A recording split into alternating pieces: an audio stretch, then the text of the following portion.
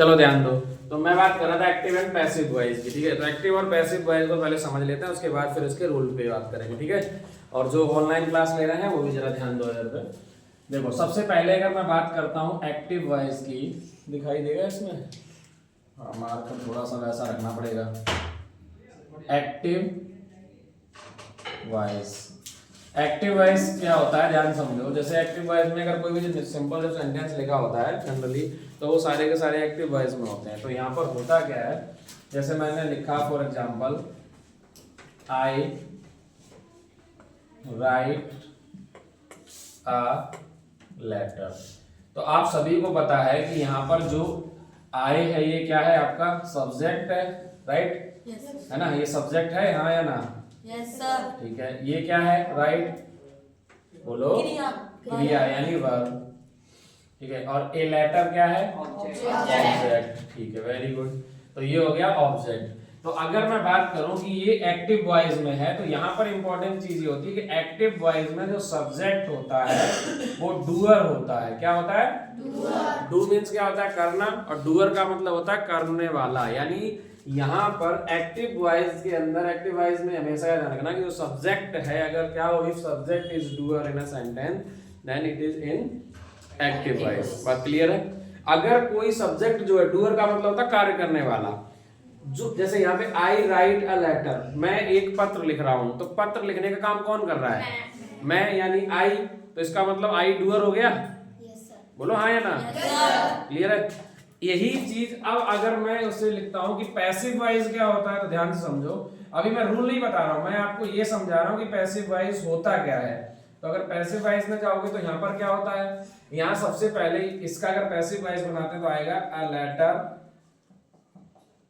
Is written. अब ये कैसे आया वो मैं आगे बताऊंगा आपको, बाय मी।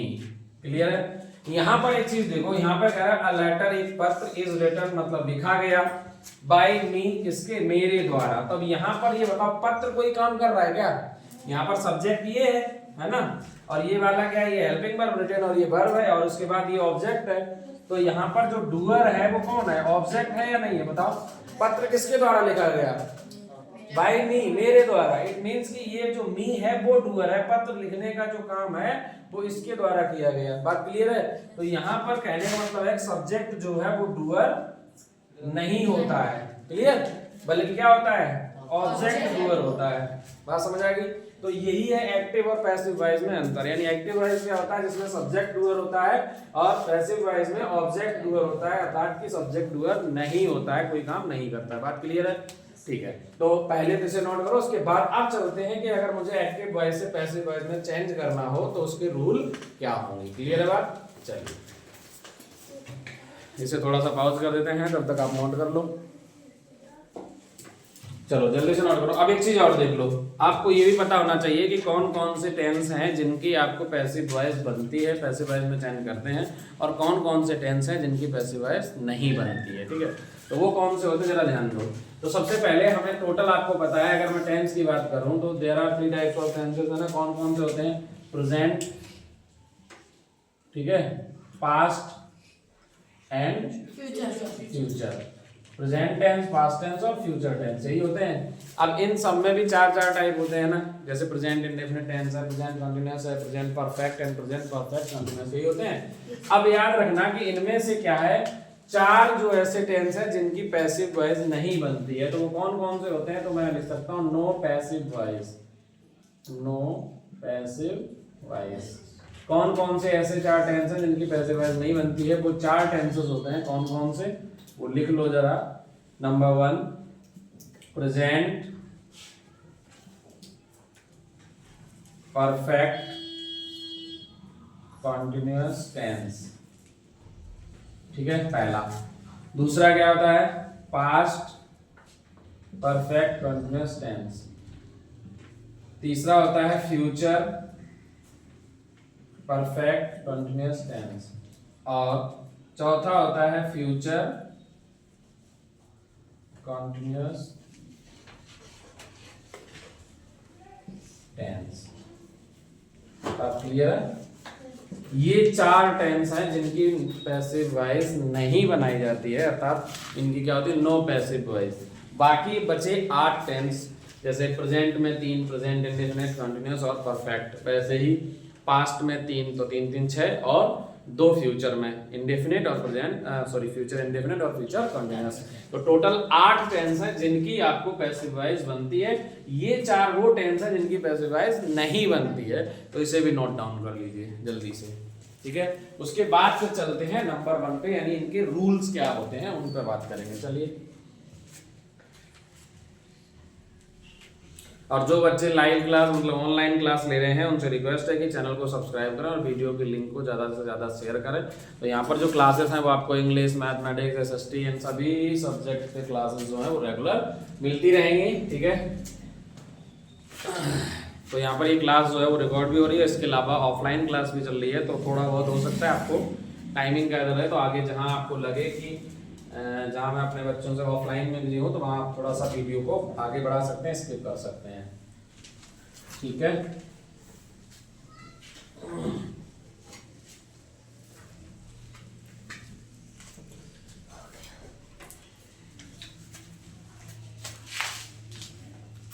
हो गया नोट? ठीक है, चलो इधर ध्यान दो जरा। अब एक चीज और समझ लेते हैं। तो आपको सभी को मैंने पहले प्रोनाउन पढ़ाए है ना, तो मैं अगर पूछता हूँ व्हाट इज प्रोनाउन, प्रोनाउन क्या होता है? कोई बच्चा बताएगा प्रोनाउन? बोलो, प्रोनाउन बताओ, बताओ छाया, क्या होता है प्रोनाउन? तो मतलब अगर मैं नाम लूँ तभी बताओगे, बिना नाम लिए भी तो बोल सकते हो ना, सर मैं बता रहा हूँ, ठीक है। यानी कि क्या होता है? The word that is used in place of noun. Very good. यानी संज्ञा के स्थान पर जो प्रयोग किया जाए, नाउन के स्थान पर जैसे प्रयोग किया जाए उसे हम क्या बोलते हैं? प्रोनाउन कहते हैं। तो प्रोनाउन को मैंने पहले एक्सप्लेन किया भी था और आपको आई होप आपको अच्छे से पता होगा। तो प्रोनाउन का एक चार्ट है जिसमें मैंने बताया कि प्रोनाउन जो होते हैं ना, उन्हें एक पर्सनल प्रोनाउन का चार्ट बनाया था। उसमें first person, second person, third person pronoun जो होते हैं। फिलहाल के लिए बस इतना याद रखना कि प्रोनाउन, नाउन के कुछ केस होते हैं, वैसे प्रोनाउन में अलग अलग केसेस में आते हैं। वो नाउन में क्या केस होते हैं आपको मैंने बताया था। एक होता है नॉमिनेटिव केस। क्या होता है बेटा? नॉमिनेटिव केस को ही सब्जेक्टिव केस भी कहा जाता है, और दूसरा होता है ऑब्जेक्टिव केस, ठीक है। तो अगर मैं प्रोनाउन की बात करूं तो इसमें भी नॉमिनेटिव केस और ऑब्जेक्टिव केस भी आते हैं। तो इसमें फर्स्ट पर्सन प्रोनाउन जो होता है वो आपको अच्छे से पता क्या क्या होता है। एक होता है आई और दूसरा क्या होता है? वी। आई और वी फर्स्ट पर्सन प्रोनाउन होते हैं। अगर इसके ऑब्जेक्टिव केस की बात करें तो आई का जो ऑब्जेक्टिव केस होता है वो क्या होता है? मी। और वी का क्या होता है? अस। क्या होता है? अगर मैं सेकंड पर्सन प्रोनाउन की बात करता हूं तो क्या होता है इसमें? यू। और यू का ऑब्जेक्टिव केस भी क्या होता है बेटा? यू। अगर मैं थर्ड पर्सन प्रोनाउन की बात करता हूं तो बताओगे क्या क्या होते हैं? बोलो। He, she, it, they. Very good. She का, ई का ऑब्जेक्टिव केस क्या होता है? हिम। सी का हर। इट का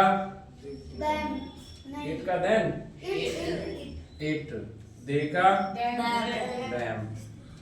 ठीक है, तो ये होते हैं ऑब्जेक्टिव केस, है ना। ये मैंने क्यों बताया? क्योंकि जब हम पैसिव वॉइस बनाएंगे तो यानी एक्टिव वॉइस से चेंज करेंगे पैसिव वॉइस में, तो वहां पर क्या होगा?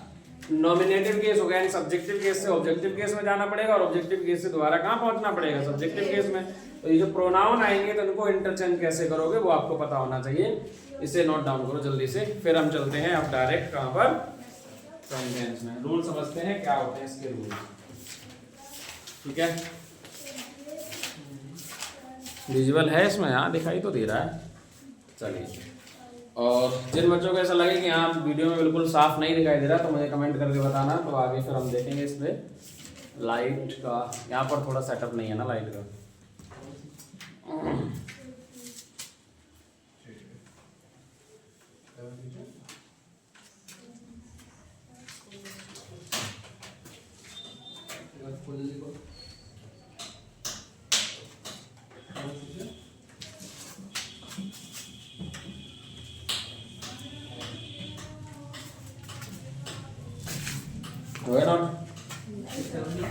ये तो तुम्हारा पहले से भी नोट होगा, प्रोनाउन वगैरह तो मैंने पढ़ाया भी है,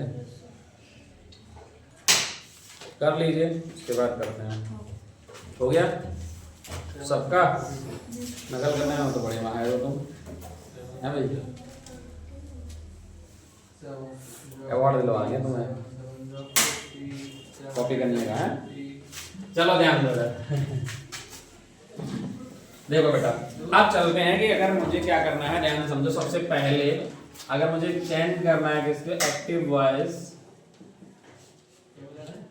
टू पैसिव वॉइस, ठीक है।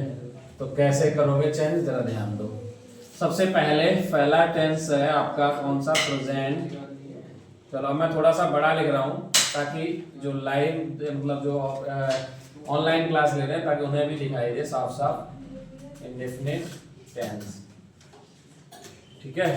तो प्रेजेंट इंडेफिनिट टेंस की अगर बात करें तो सबसे पहले अगर हम बेटा बात करते हैं एक्टिव में इसका स्ट्रक्चर क्या होता है, तो आपको अच्छे से पता है एक्टिव में इसका स्ट्रक्चर होता है सब्जेक्ट, देन क्या होता है वर्ब की फर्स्ट फॉर्म, ठीक है। अब अकॉर्डिंग टू सब्जेक्ट एस या एस वो तो जब जुड़ेगा जब अगर सिंगुलर है कोई नाउन है या फिर आपका जो प्रोनाउन है वो सिंगुलर है तो, अदरवाइज ऐसे एस नहीं जुड़ता है ना। फिर क्या आता है इसमें ऑब्जेक्ट आता है, यही तो होता है ना इसका फॉर्मेशन, है ना एक्टिव में। तो अगर मुझे इसे चेंज करना है किसमें बेटा, पैसिव वॉइस में, तो क्या करोगे, पैसिव में जो इसका स्ट्रक्चर होगा सबसे पहला रूल कहता है कि जो ऑब्जेक्ट है उसको क्या लिखोगे, सब्जेक्ट बनाओगे। तो ऑब्जेक्ट उठ के आगे आएगा तो किसकी तरीके आएगा, एज अ सब्जेक्ट, यानी एक सब्जेक्ट बन जाएगा। देन अब इस न्यू सब्जेक्ट के अकॉर्डिंग यूज की जाएगी हेल्पिंग वर्ब। वो यहाँ पर क्या यूज होगी, इज, एम या आर, इनमें से कोई। जैसे अब इज कहाँ यूज करोगे, अगर कोई सिंगुलर नाउन है या फिर ही है या सी है तो उसके साथ इनके साथ क्या आ जाएगा, इज आ जाएगा। आई के साथ क्या किया जाएगा, ऑलवेज एम का प्रयोग किया जाएगा। और अगर यू वी दे है या कोई प्लूरल नाउन है तो उसके साथ आर का प्रयोग किया जाएगा। इज इट क्लियर, ठीक है। चलिए आगे अब क्या होगा, हमेशा ध्यान रखना कि पैसिव वॉइस में क्या होगा, ऑलवेज वर्ब की थर्ड फॉर्म का यूज किया जाएगा, यानी जो वर्ब की थर्ड फॉर्म है हम उसी का प्रयोग करेंगे। देन क्या हो जाएगा, बाय, उसके बाद क्या करेंगे, सब्जेक्ट को क्या बना देंगे, ऑब्जेक्ट, एज एन ऑब्जेक्ट, ठीक है, ठीक है, एज एन ऑब्जेक्ट। जैसे एग्जांपल समझ लेते हैं, एग्जांपल अब लेते हैं। अभी जैसे मैंने एग्जांपल कराया था आपको थोड़ी देर पहले कि आई राइट अ लेटर, तो उसमें क्या किया था, सबसे पहले मैंने ए लेटर उठाया, उसको क्या बना दिया, सब्जेक्ट। चूंकि ए लेटर एक पत्र यानी सिंगुलर था तो उसके साथ क्या प्रयोग किया, is, a letter is, then verb की third form written by me, I का क्या हो जाएगा, मी। अब यहां पर जैसे मैंने बोला, फॉर एग्जाम्पल मैंने कहा कि छाया जो है वो क्या कर रही है, छाया कुक्स द फूड, बात क्लियर है। छाया जो है वो क्या कर रही है, कुक्स मतलब पका रही है। छाया क्या है, एक लड़की है, ठीक है, लड़की है तो वैसे ही कुक्स मतलब पकाएगी, तो अच्छा ही पकाएगी। खाना, समझ रहे, कुछ और पकाने की बात नहीं हो रही है यहाँ, द फूड, ठीक है। अब बात समझो, यहाँ पे ये क्या है, सब्जेक्ट है, ये वर्ब है और ये ऑब्जेक्ट है, ये क्लियर। सबसे पहले क्या करोगे, ऑब्जेक्ट को उठा के क्या बनाओगे, सब्जेक्ट पैसिव वॉइस में लाओगे, तो यहाँ पे क्या आएगा, द, बोलो, फूड। अब ये सिंगुलर है या प्लूरल, सिंगुलर, इसके साथ हेल्पिंग वर्ब क्या यूज की जाएगी, अ फूड इज। अब क्या होगा, नेक्स्ट स्टेप क्या है, हेल्पिंग वर्ब आपने सेलेक्ट कर ली, उसके बाद वर्ब की थर्ड फॉर्म, कुक की थर्ड फॉर्म क्या आएगी, कुक्ड, उसके बाद बाय। अब उसके बाद ये सब्जेक्ट है, इसको ऑब्जेक्ट बनाओगे तो जो कि नाम है ना, तो वैसे ही रहेगा। प्रोनाउन अगर सीधा, इसमें कोई चेंज नहीं होगा, यानी बाय छाया, ठीक है।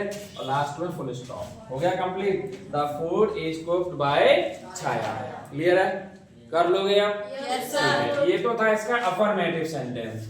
अगर यहाँ पर नेगेटिव सेंटेंस या इंटेरोगेटिव सेंटेंस आता है तो कैसे बनाओगे, तो पहले इसे करो, उसके बाद बताता हूँ कि अगर नेगेटिव सेंटेंस आता है या फिर इंटेरोगेटिव या डबल इंटेरोगेटिव जिसे कहते हैं, यानी इसमें नेगेटिव और इंटेरोगेटिव दोनों मिक्स होते हैं, तो उसे कैसे करेंगे, चलो उस पर बात करेंगे। फिलहाल इसे नोट करो जल्दी से, ठीक है।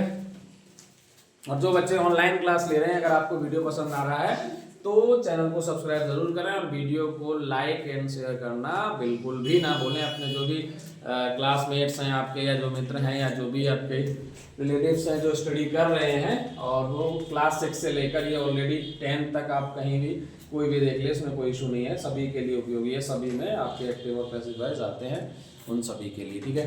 8th क्लास से लगभग शुरुआत हो जाती है, 7th और में भी कुछ कुछ स्कूल में सिलेबस है, वरना 8th से लेकर आगे ऊपर सभी क्लास में आपको मिल जाएगा।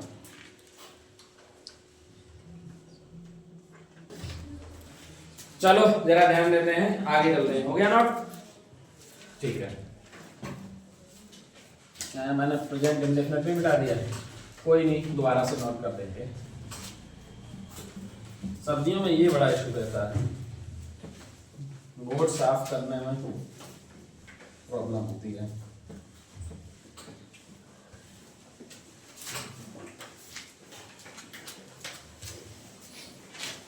चलो जरा ध्यान दो बेटा इधर। अभी मैंने आपको बताया कि प्रेजेंट इंडेफिनिट में किसका अफर्मेटिव का, इन अफर्मेटिव अगर सेंटेंस है तो उसकी मतलब एक्टिव वॉइस से पैसिव वॉइस कैसे बनाते हैं वो आप समझ गए, ठीक है। अब अगर नेगेटिव सेंटेंस है तो कैसे बनाओगे? अभी भी वही चल रहा है हमारा present indefinite, present indefinite tense, ठीक है बेटा।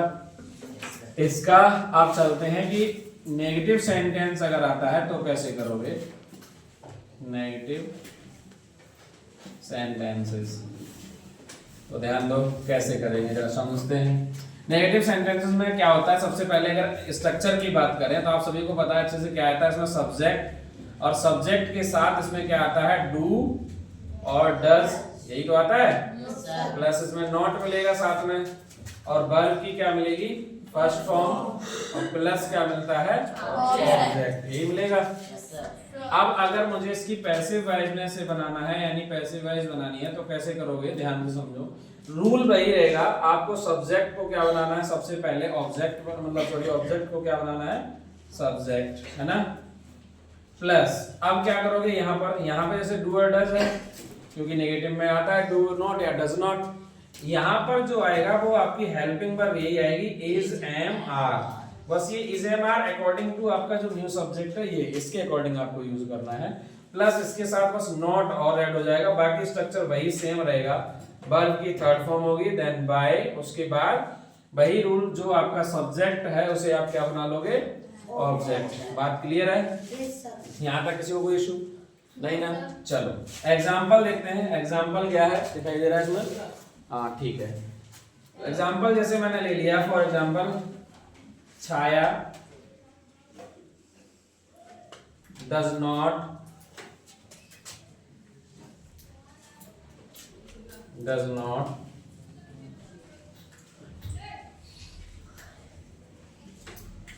go to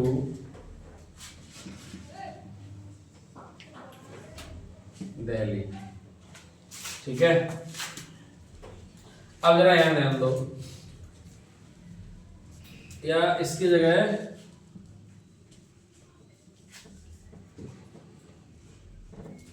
ये कर लेते हैं, does not cook the food. पहले वाला एग्जाम्पल लिया हमने, ध्यान दो, थोड़ा सा सिंपल हो जाएगा, फिर आप 2 में कंफ्यूज जाओगे। द फूड, सबसे पहले क्या है? आपका ऑब्जेक्ट है ये, इस ऑब्जेक्ट को सब्जेक्ट बनाओगे, दिखाई देगा यहाँ पे, हाँ दिखेगा, ठीक है। सबसे पहले क्या आएगा यहाँ पे? देखो पैसिव में द फूड दिखाई दे रहा है, हाँ द फूड आ गया। उसके बाद बताओ हेल्पिंग वर्ब क्या आएगी? इज, उसके बाद नॉट, वही हमने कहा था, उसके हेल्पिंग वर्ब के बाद नॉट आ जाएगा। फिर वर्ब की थर्ड फॉर्म, कुक की थर्ड फॉर्म क्या होती है? कुक्ड बाय, उसके बाद क्या आएगा? जो यहाँ पे सब्जेक्ट है इसको ऑब्जेक्ट बना दो, तो ये क्या आएगा? छाया। हो गया क्लियर?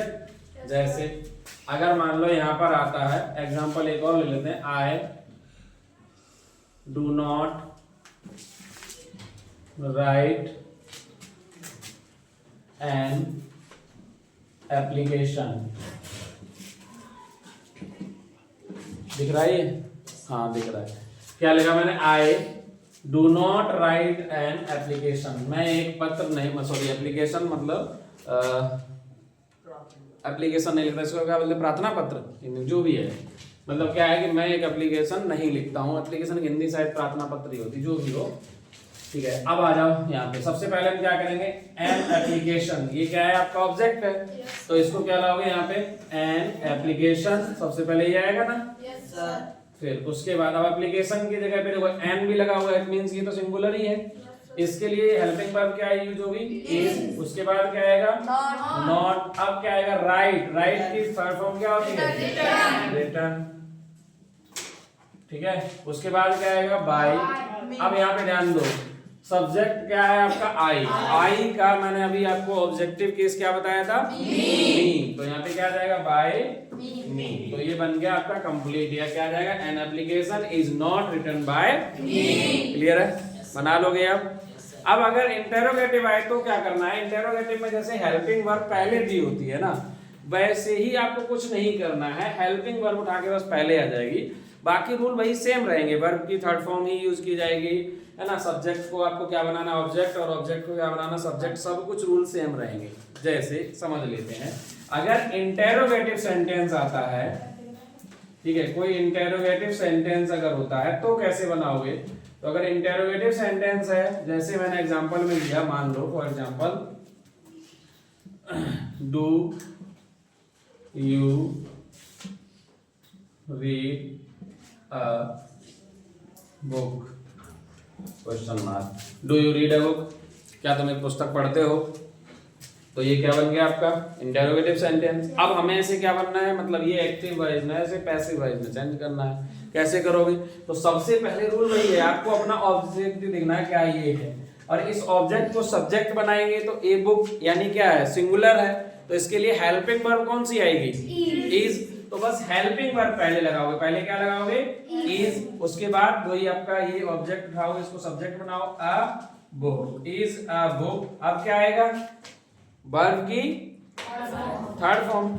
तो रीड की थर्ड फॉर्म भी सेम होती है, बस उसे पढ़ने का तरीका अलग होता है। इसे रेड पढ़ा जाता है, लिखा वही जाएगा सेम, स्पेलिंग में चेंज नहीं आएगा, READ।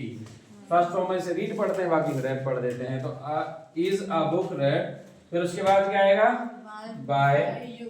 अब वही यू, यहाँ पे सब्जेक्टिव केस है, लेकिन इसका ऑब्जेक्टिव केस भी क्या होता है, यू ही रहता है, तो बाय यू। बस लास्ट में याद रखना, क्वेश्चन मार्क जरूर लगाना, है ना, फुल स्टॉप मत लगा देना। तो आ जाएगा is a book read by you. Clear है, अब कर लोगे, चाहे आपका अफर्मेटिव सेंटेंस हो, चाहे नेगेटिव, चाहे इंटेरोगेटिव, यानी प्रेजेंट इंडेफिनिट टेंस अगर आता है तो मैं आपसे ये उम्मीद करता हूं कि आप क्या करोगे, एक्टिव से पैसिव वॉइस में कन्वर्ट कर लोगे। क्लियर है बात, ठीक है। चलिए, और जो ऑनलाइन क्लास ले रहे हैं उनसे भी मैं यही उम्मीद करता हूं कि आप आसानी से इस चीज को समझ गए होंगे और इसको कन्वर्ट भी कर लेंगे। ठीक है भाई, चलिए, टाइम कितना हो रहा है,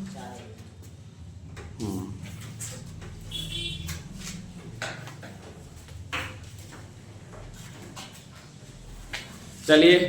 अब ऑनलाइन क्लास में आपको एक टेंस मैंने एक्टिव वॉइस से पैसिव वॉइस में कन्वर्ट करने के सारे रूल बता दिए, कैसे कन्वर्ट करेंगे। आई होप आप प्रेजेंट इंडेफिनिट टेंस को अगर एक्टिव वॉइस में आता है, उसकी पैसिव वॉइस बनाने को आता है, तो आप कन्वर्ट कर पाएंगे। नेक्स्ट वीडियो में आपको अगला यानी प्रेजेंट कंटिन्यूअस टेंस का पूरा बताएंगे, कैसे कैसे क्या रूल है और कैसे चेंज करेंगे विद एग्जांपल। तो अगर वीडियो आपको पसंद आया है तो चैनल को सब्सक्राइब करें, वीडियो को लाइक एंड शेयर करना बिल्कुल भी ना भूलें। Thank you for watching this video, have a nice day.